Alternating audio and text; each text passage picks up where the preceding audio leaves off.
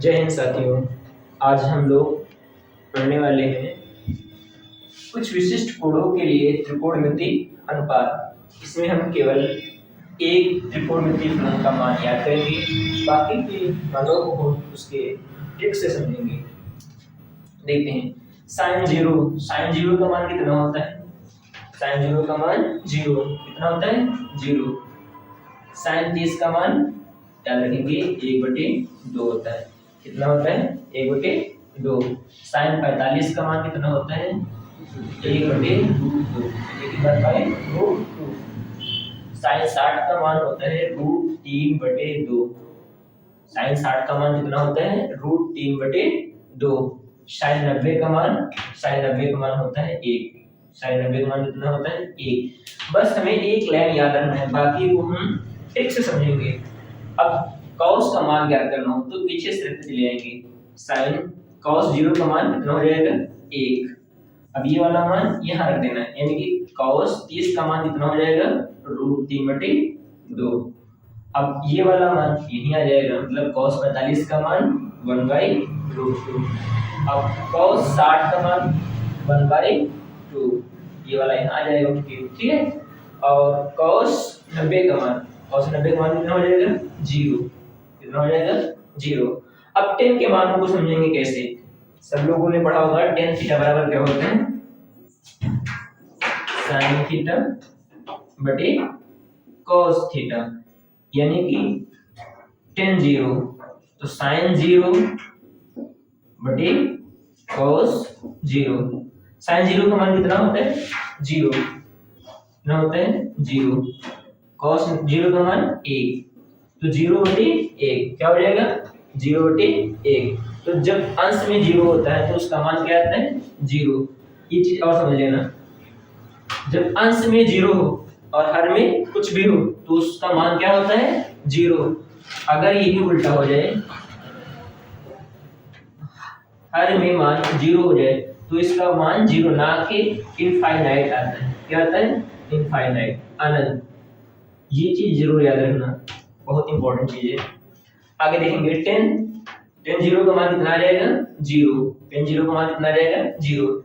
ऐसे निकालेंगे। आगे tan 30 का मान, tan 30 यानी कि sin 30 का मान देखेंगे कितना होता है, यह हो जाएगा sin 30 और cos 30। sin 30 और cos 30।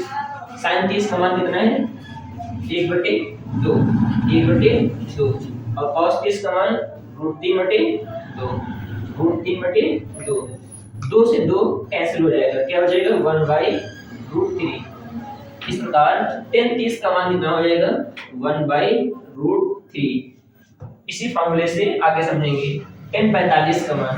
tan 45 का मान जब रखेंगे तो sin 45 बटे cos 45, दोनों मान सेम है इसलिए कट जाएगा, क्या आएगा, 1। tan 45 का मान कितना आ जाएगा, 1। आगे देखेंगे tan 90 का मान, तो sin 90 बटे cos 90। sin 90 का मान कितना होता है, sin 90 का मान 1। sin 90 का मान कितना होता है, 1। cos 90 का मान 0। जब किसी के हर में 0 होता है तो उसका मान क्या आता है, इनफाइनाइट। कितना आता है, इनफाइनाइट। अच्छा एक बीच में छूट गया है, tan 60 कितना हो जाएगा, sin 60 बटे cos 60। तो sin 60 का मान कितना होता है, √3/2 और cos 60 का मान 1/2। 2 से 2 कैंसिल हो जाएगा तो कितना आ जाएगा, √3। इसी प्रकार cot का मान भी निकाल सकते हैं। cot का मान ऐसे ले सकते हैं, cot 0 का मान इनफाइनाइट, पीछे से चले जाएंगे। cot 30 का मान √3, cot 45 का मान 1, cot 60 का मान 1/√3, cos 90 का मान 0, cot 90 का मान 0। आगे देखेंगे sec के बारे में। sec हम जानते हैं क्या होता है, sec cos का उल्टा होता है। sec क्या होता है, cos का उल्टा होता है।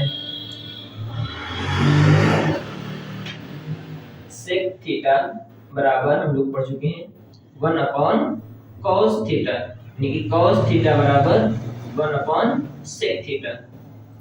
यानी कि जितने भी cos के मान हैं उसको हम क्या कर देंगे, उल्टा कर देंगे। यानी कि cos 30 का cos 0 का मान कितना है, 1, 1 को उल्टा करेंगे क्या आएगा, 1। इसलिए sec 0 का मान कितना हो जाएगा, 1। कितना हो जाएगा, 1।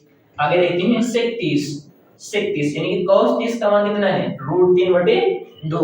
अब इसको उल्टा कर दो तो 2/√3 क्या हो जाएगा, 2/√3। आगे देखते हैं cos 45 का मान, cos 45 का मान कितना होता है, 1/√2। तो cos sec का उल्टा होता है, इसलिए क्या हो जाएगा, √2/1। b1 लिखा जाता है, क्या हो जाएगा, √2। sec 45 का मान कितना हो जाएगा, √2। आगे देखेंगे sec 60 का मान, sec 60 का मान कैसे करते रहेंगे, cos 60 का मान कितना है, 1/2। तो इसका मान कितना हो जाएगा, 2/1 यानी कि 2। आगे देखेंगे cos 90 का मान कितना है, 0। तो sec 90 का मान कितना हो जाएगा, 1/, क्या हो जाएगा, 1/0। क्या हो जाएगा, 1/0। 1/0 क्या होता है, इनफाइनाइट। क्या होता है, इनफाइनाइट। इसलिए sec 90 का मान कितना हो जाएगा, इनफाइनाइट। अब cosec का मान ज्ञात करेंगे, sin को उल्टा, 0 को उल्टा क्या होता है, इनफाइनाइट।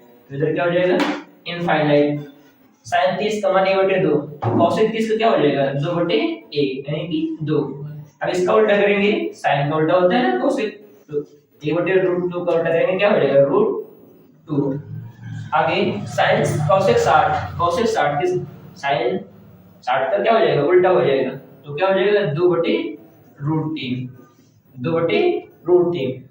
और cosec 90 का मान कितना हो जाएगा, 1 का उल्टा क्या होता है, 1। इस प्रकार सभी मानों को क्या कर लेंगे, तैयार कर लेंगे।